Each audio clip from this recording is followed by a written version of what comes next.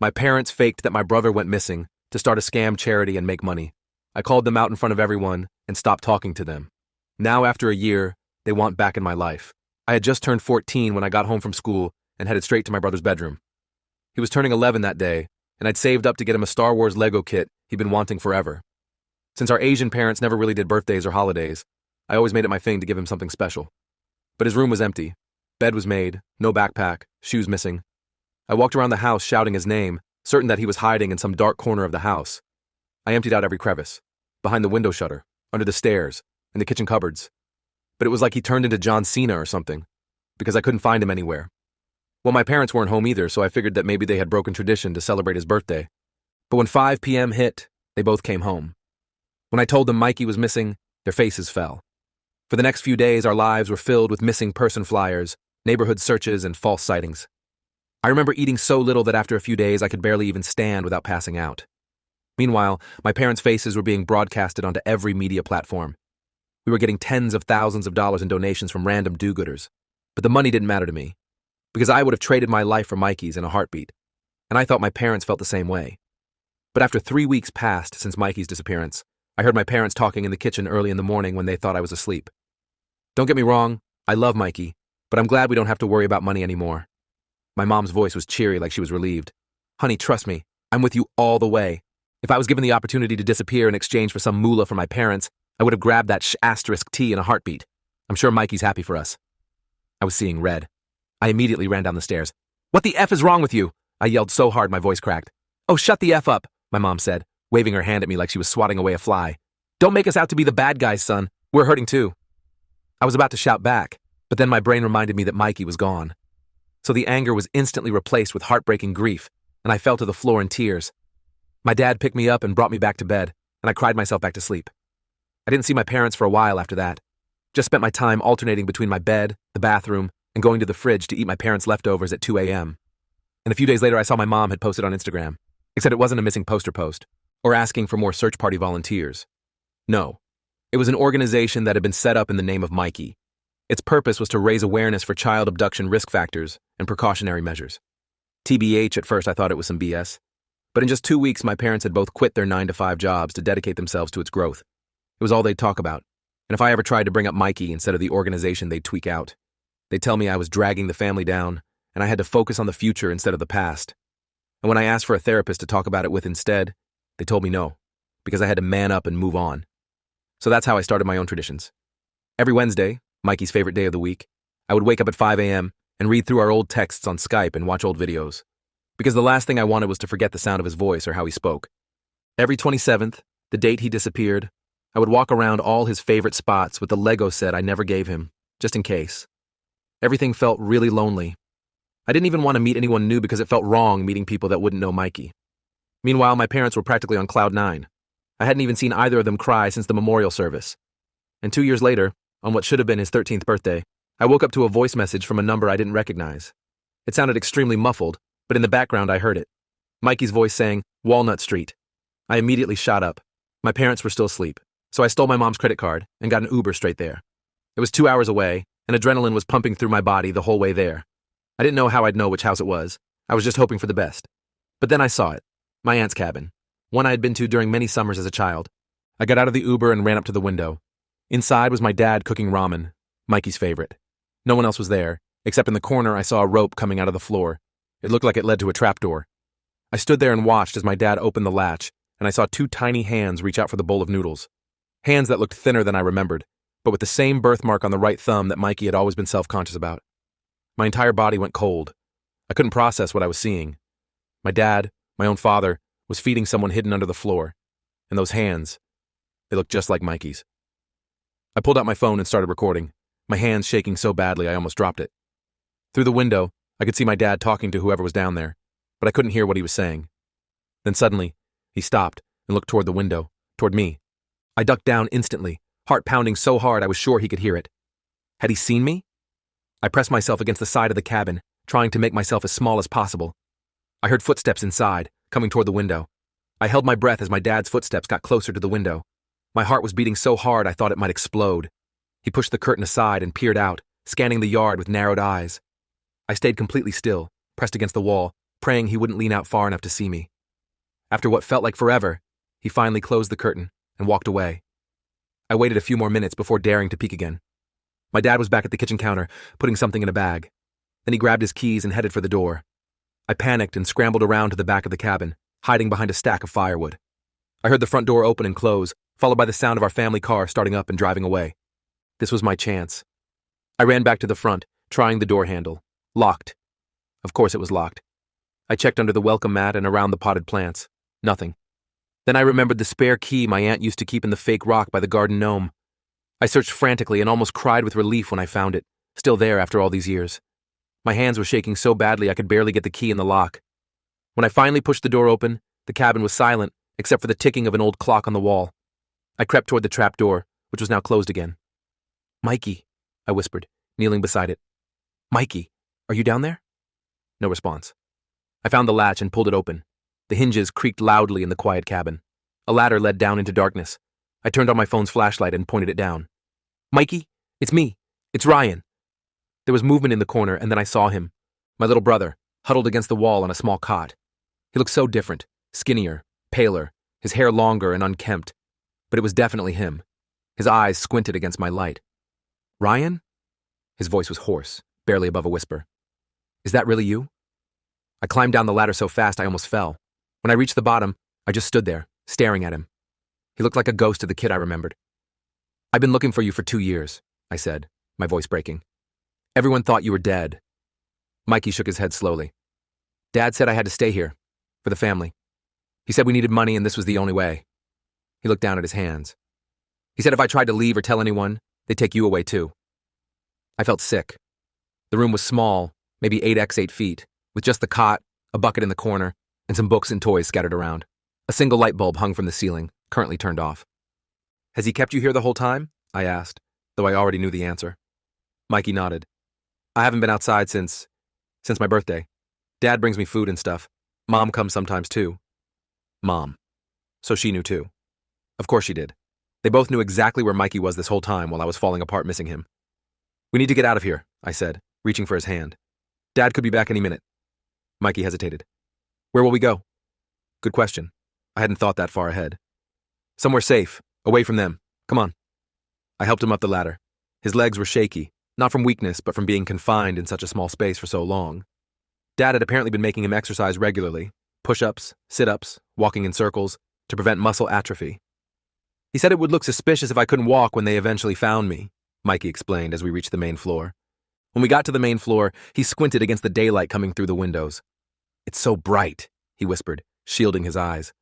I grabbed a baseball cap hanging by the door and put it on his head to shade his eyes. Then I found a backpack and started shoving food from the kitchen into it. Granola bars, apples, bottles of water.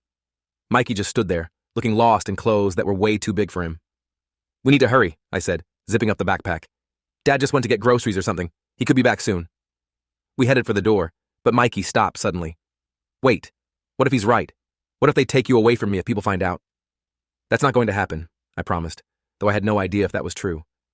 "They're the ones who did something wrong, not us." Finally, he nodded and took my hand. We left the cabin and started walking quickly down the road. I had no idea where we were going, but anywhere was better than that cabin. "The woods," Mikey said suddenly, pointing to a trail that led into the forest. "Dad always comes back on the main road. If we go through there, he won't see us." Smart kid. We veered off the road and into the trees. The trail was overgrown and hard to follow in places, but Mikey seemed to know where he was going. "Dad took me walking here sometimes," he explained, "at night when no one would see us. He said I needed to stay somewhat acclimated to the outdoors for when they found me. That explained why he was able to navigate the woods so well, despite being confined for 2 years. We walked for what felt like hours. Mikey kept having to stop and rest, his body still adjusting to extended movement. The sun was starting to set, and I was getting worried. We had no flashlight except my phone, which was already down to 20% battery. "I think we're lost," Mikey finally admitted, as darkness began to fall. "I don't recognize this part." Just then, we heard a car engine in the distance. We both froze, listening. It was getting closer. "Hide!" I whispered, pulling Mikey behind a fallen tree. We crouched down, hardly daring to breathe. The car stopped somewhere nearby. A door slammed, and then we heard it, our dad's voice calling Mikey's name. He sounded worried, almost frantic. But I knew better now. This wasn't the concern of a loving father. This was the panic of someone who just discovered their meal ticket was gone. "He knows we left," Mikey whispered, his whole body trembling. He's going to find us. I put my arm around him. No, he won't. We just need to stay quiet. We huddled there as the sky grew darker. Dad's voice got closer, then farther away, then closer again. He was searching the woods, and from the sound of it, he was getting frustrated. At one point, he passed so close to our hiding spot that we could see the beam of his flashlight through the trees. "Mikey, I know you're out here," he shouted. "You're making a big mistake. I did all this for you, for our family." Mikey started to shake harder. I held him tighter, silently praying our dad would give up and leave. Eventually, the woods went quiet. We waited another 20 minutes before I dared to move. "I think he's gone," I whispered. "But we can't stay here. It's too cold and he might come back with help." "Where can we go?" Mikey asked. He looked exhausted and scared. I had no good answer. We were in the middle of nowhere, with no transportation and no real plan. My phone was almost dead, and I didn't even know if we had cell service out here. "Let's try to find the road," I decided. "Maybe we can flag down a car or something." We started walking again, using the last of my phone battery for light. The woods seemed to go on forever, and every sound made us jump. An owl hooted nearby, and Mikey grabbed my arm so hard it hurt. "Sorry," he whispered. "I'm not used to outside sounds anymore." That broke my heart all over again. What kind of parents would do this to their own kid? After what seemed like hours of stumbling around in the dark, we finally saw lights through the trees. The road! We hurried toward it, relief flooding through me. But as we got closer, I realized with horror that we'd gone in a circle. Those weren't streetlights. It was the cabin, and our dad's car was parked outside. "No," I muttered. "No, no, no." Mikey started to cry silently beside me. I pulled him back into the cover of the trees. "It's okay," I whispered, though it definitely wasn't. We'll go the other way." But before we could move, headlights appeared on the road. Another car was approaching the cabin. We watched as it parked next to Dad's, and then my mom got out. "She's here too now," Mikey whispered, his voice hollow. We watched from the trees as our parents met on the porch. Even from this distance, I could see how agitated they both were. Dad was gesturing wildly, and Mom kept putting her hands to her face. "We need to hear what they're saying," I decided. "Maybe they'll mention where they think we went." We crept closer, staying low and hidden in the underbrush. As we got within earshot, their voices became clearer. "How could you let this happen?" Mom was saying. "Do you have any idea what this will do to the organization? To us?" "I didn't let anything happen," Dad shot back. "I was gone for 20 minutes tops. Someone must have helped him." "Well, we need to find him before anyone else does. Have you checked the woods?" "Of course I checked the woods. I've been out there for hours." They continued arguing, neither of them expressing any concern for Mikey's well-being. It was all about the money, the organization, their reputation. I felt sick listening to them. "We should go while they're distracted," I whispered to Mikey. He nodded, but as we started to back away, he stepped on a twig. The snap seemed deafening in the quiet night. Both our parents stopped talking instantly. "What was that?" Mom asked. "Probably just an animal," Dad replied, but he was already moving toward the edge of the porch, peering into the darkness. We froze, hardly daring to breathe. Dad took a flashlight from his pocket and shined it in our direction. The beam passed right over us, then came back. For a heart-stopping moment, I thought he'd seen us, but then he turned away. "Nothing there," he said. "Look, we need to call the police." "Are you insane?" Mom hissed. "And tell them what? That our supposedly kidnapped son has gone missing again? We'll say he was returned to us secretly by the kidnapper, but he's traumatized and ran away. People will believe that." They went inside, still arguing. I tugged on Mikey's arm, and we retreated deeper into the woods. "They're going to call the police," Mikey said, panic in his voice. "They'll find us and take me back there." "No, they won't," I insisted. "Because we're going to find help first. Real help." We walked all night, following the road from a safe distance within the tree line. Mikey was exhausted, stumbling every few steps. I ended up carrying him on my back for the last mile or so. As dawn broke, we finally reached what looked like a small town. There was a gas station with its lights on, and a few cars in the parking lot. "We made it," I told Mikey, setting him down gently. "We just need to find someone who can help us." But as we approached the gas station, a police car pulled into the lot. My heart sank. Had our parents already reported Mikey missing again? The officer got out and went inside, not even glancing in our direction. "What do we do?" Mikey whispered. I thought quickly. "We need to find someone who knows us, someone who won't just call Mom and Dad right away." And then I saw it. A familiar car pulling up to the gas pump. It was Mr. Chen, my history teacher. He lived somewhere out this way. I remembered him mentioning it once. What were the odds? "Stay here," I told Mikey, positioning him behind a dumpster. "I'll be right back." I approached Mr. Chen cautiously as he was pumping gas. He looked surprised to see me. "Ryan, what are you doing out here so early?" "Mr. Chen, I need your help," I said, my voice shaking. "It's about my brother." His expression changed immediately. Everyone at school knew about Mikey's disappearance. "Your brother? What about him?" "He's alive. My parents. They've been hiding him. For the money. For the donations. The words tumbled out in a rush. He's here with me now. We escaped last night. Mr. Chen stared at me for a long moment. I could see he wasn't sure whether to believe me or not. Ryan, these are very serious accusations. Your parents have been through a terrible tragedy. It's not a tragedy, it's a lie, I interrupted. Please, just come see for yourself. Mikey's right over there. I pointed toward the dumpster where Mikey was hiding. Mr. Chen hesitated, then nodded and followed me. When Mikey stepped out, Mr. Chen's face went pale. Oh my God, he whispered. It really is him. Mikey looked up at Mr. Chen nervously. Hi, he said in a small voice. Mr. Chen knelt down to Mikey's level. Are you okay? Has anyone hurt you? Mikey shook his head. They just kept me in a room, under the floor, so people would give them money. Mr. Chen looked like he might be sick. He stood up and put a hand on my shoulder. We need to get you both somewhere safe, and then we need to call the authorities. No police, I said quickly. My parents said they were going to tell them Mikey was returned and ran away. They'll just give him back. Mr. Chen thought for a moment. My sister is a lawyer in the next county over. Let's go to her first. She'll know what to do. He finished pumping gas, then led us to his car. As we were getting in, I noticed another car pulling into the gas station, our dad's car. My blood ran cold. That's him, I whispered to Mr. Chen. That's our dad. Mr. Chen didn't hesitate. Get down, he ordered, and we both ducked below the windows. He started the car and pulled out of the gas station as casually as possible. In the side mirror, I could see my dad getting out of his car, looking around suspiciously. We drove for about 30 minutes before Mr. Chen deemed it safe for us to sit up again. Mikey had fallen asleep, his head resting against my shoulder. He looked so small and vulnerable. Ryan, Mr. Chen said quietly, I need you to tell me everything, from the beginning. So I did. I told him about finding the cabin, seeing Mikey in the hidden room, our escape through the woods, and everything our parents had said. I showed him the video I'd taken on my phone, which thankfully hadn't died completely. Mr. Chen listened without interrupting, his knuckles white on the steering wheel. When I finished, he was quiet for a long moment. I always thought there was something off about the whole situation, he finally said. Your parents, they seemed to adapt too quickly, started that organization too soon, but I never imagined they'd do something like this. We arrived at his sister's house around 8 a.m. She was already leaving for work when we pulled in, briefcase in hand. Her name was Elaine, and she looked a lot like Mr. Chen, just shorter and with glasses. She was confused at first, but when Mr. Chen explained who we were, her professional demeanor took over. She invited us inside and listened to our story again, taking notes this time. When I showed her the video, she immediately called someone on her phone and spoke in rapid legal terms I didn't understand. After hanging up, she turned to us. I have a colleague who specializes in family law and child protection, she explained. She's going to help us navigate this properly. In the meantime, you'll both stay here where it's safe. What about our parents? I asked. They're probably looking everywhere for us. Let them look, Elaine said firmly. They won't find you here. And once we have everything documented properly, they're going to have a lot more to worry about than finding you. She showed us to a guest room with 2 beds. Mikey was still half asleep, so I helped him lie down. He was out again almost instantly. I sat on the other bed, suddenly feeling the exhaustion of the past 24 hours hit me all at once. Get some rest, Elaine told me. You're safe now. Both of you. But I couldn't sleep.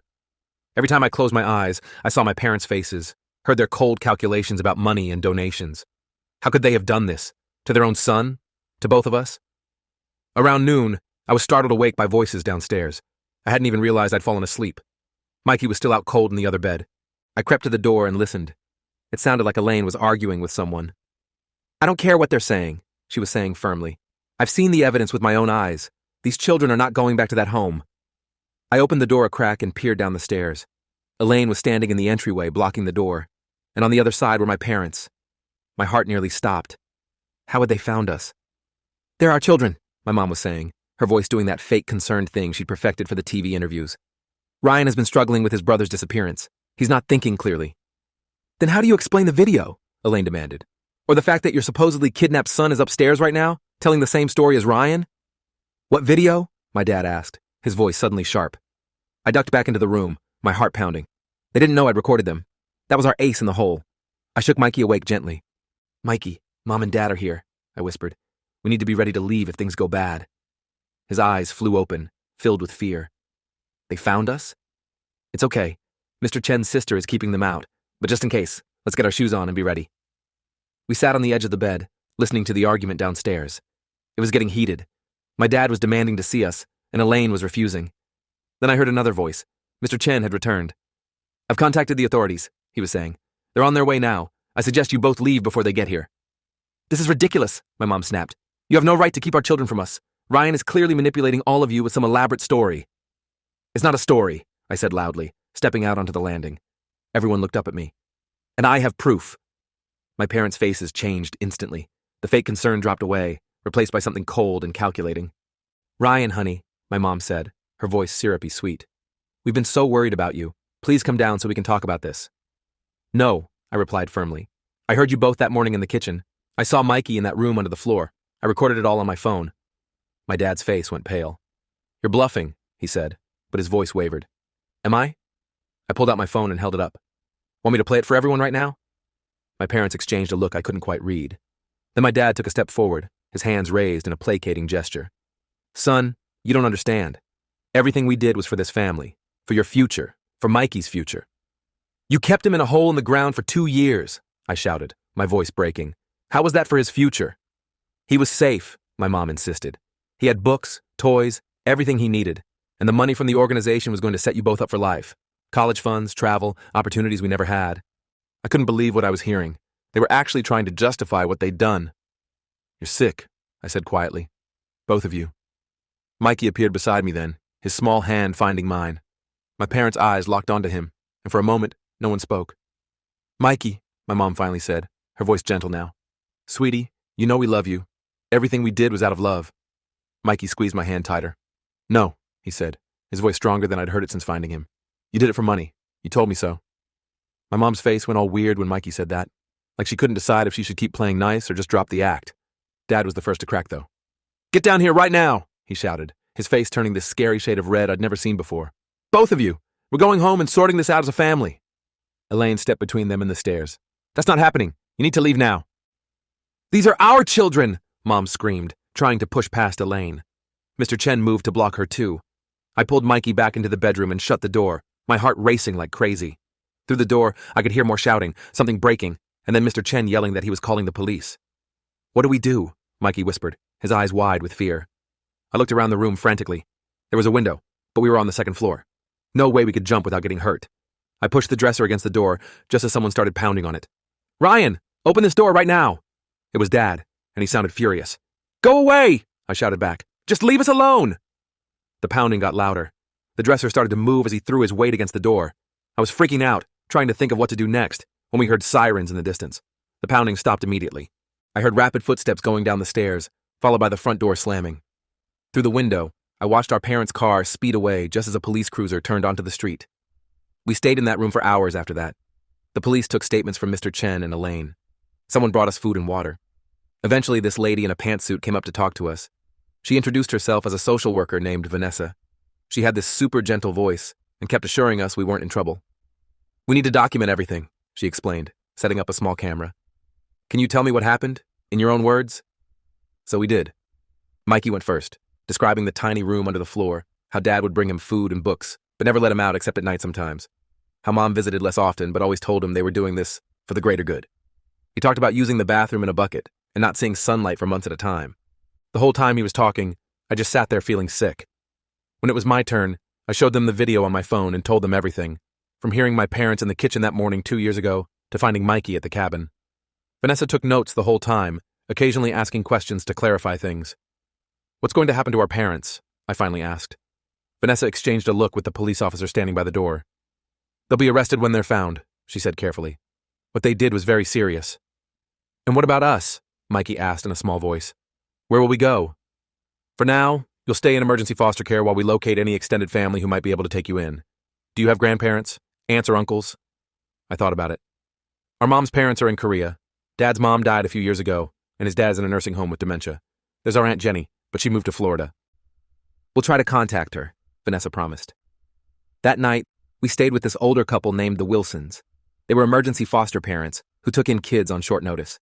They gave us clean clothes, hot food, and separate bedrooms. I couldn't sleep, though. I kept checking on Mikey every hour, terrified he'd disappear again. Around 3 a.m., I heard him crying. I went to his room and found him sitting up in bed, hugging his knees. I had a bad dream, he whispered when he saw me. I was back in that room and couldn't get out. I sat on the edge of his bed. You're never going back there, I promise. But what if Mom and Dad come back for me? They won't, I said, trying to sound more confident than I felt. And even if they tried, I wouldn't let them take you. He wiped his eyes. Can you stay here? Just for tonight? So I did.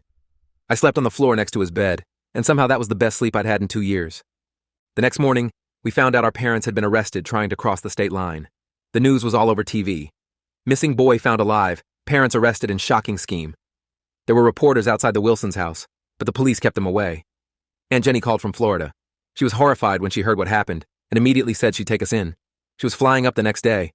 I remembered her as being pretty cool. She was Dad's younger sister, who always brought us weird souvenirs from her travels and let us stay up late watching movies when she visited. The hardest part was when the police took us back to our house to get some of our things. It was weird seeing our home like this, with police officers going through everything, taking photos, bagging up evidence. My room was exactly how I'd left it, but Mikey's had been turned into this shrine with his photos everywhere and candles and stuff. For show, obviously. It made me so angry I couldn't even look at it. I helped Mikey pack some clothes and his favorite books. In my room, I grabbed my laptop, some clothes, and the Lego Star Wars set I'd bought for Mikey's birthday 2 years ago. It was still wrapped, sitting on my shelf where I'd left it after he disappeared. "Is that for me?" Mikey asked when he saw it. "Yeah," I said, handing it to him. "Happy super belated birthday." He tore open the wrapping paper right there, his face lighting up when he saw what it was. For a second, he looked like the old Mikey again, excited about something normal. It made my chest hurt. Aunt Jenny arrived the next day. She hugged us both for like 5 straight minutes, crying and saying how sorry she was. She'd already arranged to transfer her job to a branch office near her home so she could take care of us properly. "I had no idea," she kept saying. "I should have known something wasn't right. The way they started that organization so quickly, I just thought they were channeling their grief." "It's not your fault," I told her. "They fooled everyone." We flew to Florida with her 2 days later. Her apartment wasn't huge, but she'd cleared out her home office to make a bedroom for Mikey and converted her dining room into a space for me. It wasn't perfect, but it was safe. The first few weeks were rough. Mikey had nightmares almost every night. He was jumpy around strangers and hated small spaces. I wasn't much better. I had trouble sleeping and kept checking on him constantly. Aunt Jenny got us both into therapy right away, which helped some. Our parents' trial was all over the news. They'd been charged with kidnapping, child abuse, fraud, and a bunch of other things I didn't fully understand. Their lawyers tried to argue they had mental breakdowns after Mikey's kidnapping and weren't responsible for their actions. Nobody bought it, especially after the prosecution played my video in court. I didn't have to testify in person, thank God. They used my recorded statement instead. Mikey did have to appear briefly, but they set it up so he didn't have to see our parents. Aunt Jenny went with him and said he was incredibly brave. The trial lasted 3 weeks. In the end, both our parents were found guilty on all counts. Dad got 25 years, Mom got 22. The judge called what they did one of the most calculated and heartless schemes he'd ever seen in his courtroom. I thought I'd feel better after the sentencing, but I just felt empty. These were our parents, the people who were supposed to love and protect us. How could they have done this?